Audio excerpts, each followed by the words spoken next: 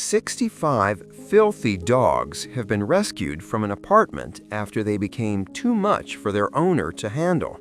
Margaret Green Animal Rescue took in the mix of Chihuahuas, Dachshunds, and Poodles from the property in Newton Abbot in Devon and are treating them at their centers in Tavistock and in Wareham, Dorset. The dogs have undergone health checks and vaccinations, though some remain frightened and traumatized from their ordeal, the charity said. CEO Nigel Mason told the BBC, "They smell a little better now than they did, that's for sure."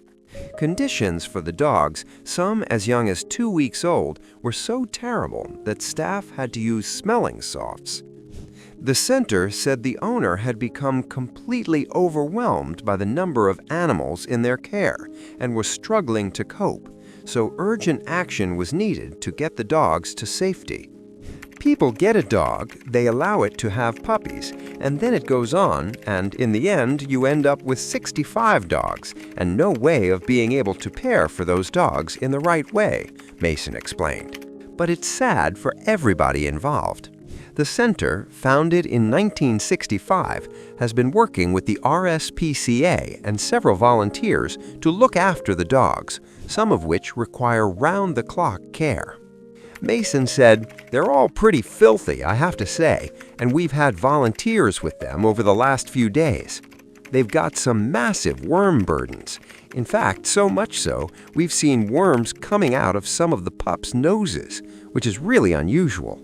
He added, "I'm not sure that many of them, if any, had ever seen grass. We've got some wonderful video of them seeing their first grass and running around like mad things." Mason stressed that none of the dogs were aggressive, despite what they had been through, and that they were already showing signs of wanting to say hello to our staff and volunteers. Many of them are expected to be ready to rehome in a few weeks' time. Despite the large operation to start their journey to an easier, better life, Mason said it was not the largest rescue his team had been involved in. "I think 198 dogs in one place was the last one we dealt with last year," he said. "So this, by comparison, is a lot, but it's not the most."